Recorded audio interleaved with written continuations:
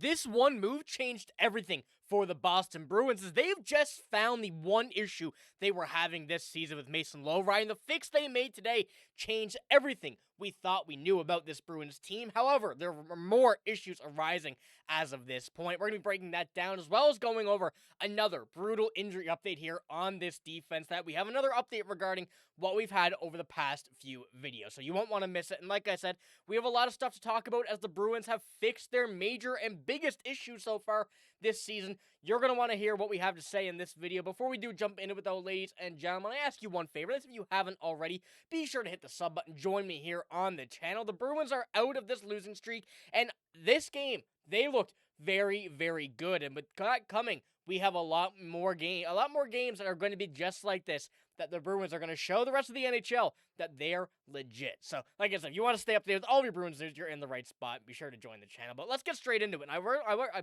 first wanted to pull up here the stat card from the Hockey Stat Card on Twitter. Once again, I like to pull these up as always, but you see here today a major change in Mason Lohrei being atop this list by a landslide here, getting 3 assists, an assist on every single goal, and as a result, not being an issue whatsoever on the ice today. And that was a nice, refreshing sight from what we've been seeing over the last few Bruins games. Of course, being previously paired with Charlie McAvoy, that did not work, and I'll pull up the lines what we had previously. And, you know, looking at this and looking at how this lineup really came to be, we saw that there was a few options that they could have done. We saw Marco Sturm come out and say that, hey, there's not so much we can do, but the moves that they had made today, and we're going to jump into those here in a moment, resulted in a major turnaround for not just Mason Lohrei, but this Bruins team as a whole today. The defense was absolutely locked down. Jeremy Swayman was absolutely nails. This was what we expected to see from the Bruins this season. And I think that as a first game against a Colorado Avalanche team that is one of the best in the NHL, they really showed why the Bruins deserve to win this game and deserve to be here. But throughout this game, like I mentioned, you see the offense here being very, very good today, as it has been all season, with the goals coming from Victor Arvidsson, his first of the year, Mikey Eisman, and also another from Morgan Geekie. You got your top guys going, you got your depth guys going. That's all you could ask for as the Bruins and as Marco Sturm really has built this team to be that. They've wanted to have more offensive ability, but the struggles have been on the defense. They thought it was going to be the opposite, and Marco Sturm was not afraid to say that. But as of this game, everything was turned around, and it all started here on the defense. And like I said with that, I mean, you look at the shots, of course, the Avalanche, you knew they were going to be an aggressive team on the offense, but this comes down to, let's just say, the blocked shots. And let's just say, everything else that this team did in this game was to make sure that they won this game. And obviously, everything worked out perfect. We saw how this game ended. It was 3-2. Certainly could have been 3-0 if that first goal hadn't gone in, with both defensemen, Charlie McAvoy and Nikita Zadorov, being down below the goal line, and that last one, of course, just being on a man advantage. So realistically, 2 goals that, could have been avoided, but it was just so happened to be instances where the Bruins either were at a disadvantage or just one mishap by the defense. But even though they were capitalizing on those 19 shots, they got that one ready to go. They got past Mackenzie Blackwood and going down to 33 block shots. Once again, it shows how rock solid the defense was in this game, and was a pretty evident fix for this game, specifically with Mason Lohrei. Now, I want to go back to the Hockey Stat Card very quickly, because as we see at the bottom, 2 defensemen there, Charlie McAvoy and Nikita Zadorov. Zadorov put on the line with Charlie McAvoy here for this game, and when you go and take a look at the lines of how they did look here on the defensive side, because the offense didn't change too much, other than VL coming out, Beecher going in, but you had Zadorov, McAvoy here. I think that Zadorov cannot be on a line with McAvoy. McAvoy's been making too many mistakes this year, and that is the bottom line. Zadorov's been playing well. He's able to carry a line, and we want to see him be, that kind of number 1 option on the defense, especially with how good he's been this year. But Lohrei and Jokiharju, a very interesting line that, honestly, I was terrified to see on the ice before this game started. But joke's on me. That worked out very well. And, of course, Michael Callahan filling in for the injured Hampus Lindholm with Andrew Peeke on the right side. This defense had a very interesting look this game, but, of course, it did work out, really apart from that first line where, once again, Charlie McAvoy was the result. It was his mistake which caused that first goal of him going behind the goal line. Zadorov was over on that side. McAvoy should have stayed planted in front of the net.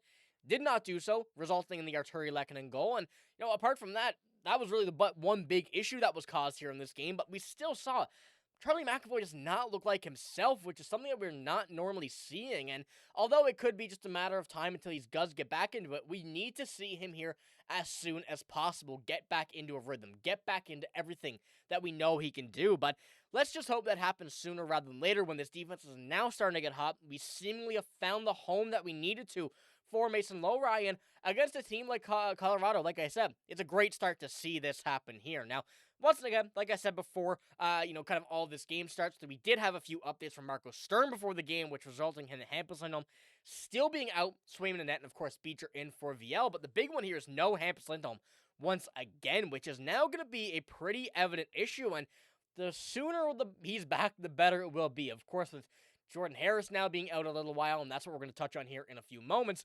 We want to have the best ability on defense, and credit to Ian Mitchell. He did play a great game here today, and I mean, when you look at this hockey stat card, Michael Callahan, not Ian Mitchell.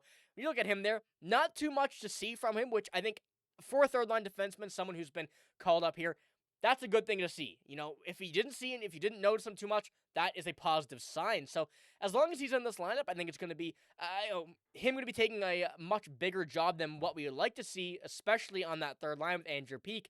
But if he's solid, he's staying solid. But with now Jordan Harris being out a little while, Hampus Lindholm jumping back into this defense would be a good sight. Now, that would cause a little bit of confusion as to what would go on the left side, and we're going to touch on that again here in tomorrow's video with Zadorov, a healthy Hampus Lindholm, and Mason Lohrei, where those lines could a lot, because that's something now that we're going to have to touch on, too, when we do get back to a fully healthy defense, with Lohrei and Jokiharju seemingly being a very, very good line here. But like I said, that's going to be in tomorrow's video, but with Jordan Harris, that is going to be really the main issue that we have now over the coming days, as he is now out pretty long term. And from what we've been seeing from Scott McLaughlin and what Marco Sturm had to say when Scott tweeted this out, he said Jordan Harris will be out for a bit, and sounds like surgery could be a possibility. So this is a major update to what we've had on this defense. First of all, knowing that Jordan Harris likely would have been sidelined for a little while, but now going to even further that surgery could be an option. This is another hit to the defense that we did not want to see this early on in the season. And like I said, with Hampus Lindholm out, with the injuries that we've had to him and over the past few seasons, first of all last year, now again this season, with what we don't know what it is. We know it's not the knee, we know it's lower body, but that is the extent. Having Jordan Harris jumping in here and is playing as good as he was, now having him out as well, you're going to need someone to step in here, because this team is certainly not rushing Hampus Lindholm back into this slot on defense.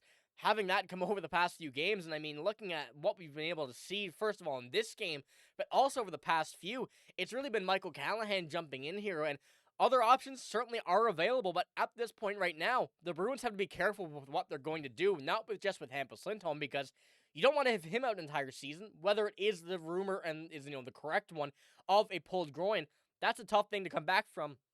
Certainly takes a little bit longer than what you would like, so that's something I think the Bruins are going to have to keep an eye on, and especially the way that not just Mason Lohrei has played this season at an 11% projected WAR, pretty decent on offense. It hasn't been horrible. It's not 26%, but the 2% on defense before today's game really goes to show how much he was struggling, but I think that was certainly the whole concept with him playing with Charlie McAvoy. So if that seems to be put in the back window, in the back seat, that'll be good. But Mason Lohrei, kind of jumping back and getting back into a rhythm here will be a huge bounce back if we can see the whole defense kind of come together now that Hampus may be out a little bit longer. Jordan Harris being out a long time from what it's going to be seeming like.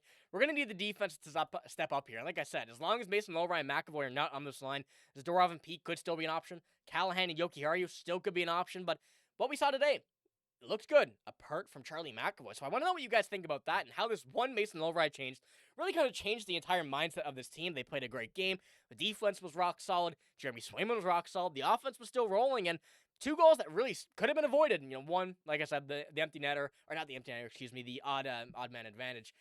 Certainly helped out the Avalanche there, but this team held it down, and I think that's a very good sign going forward. So let me know what you think about that change to Mason Lohrei, how that affected this game today, and as well as what you think this Bruins team should do with Charlie McAvoy. And like I said, we're going to be breaking down all the kind of extra stuff that comes with this tomorrow, what's going to happen on the defensive side of things with Charlie McAvoy, so you want to stick around for that, get all the updates regarding this team. That's all I got here in this video. If you did enjoy, give it a like, hit the sub button as well. I'm signing out though. Thank you for watching. Hope you have a great day. See you later.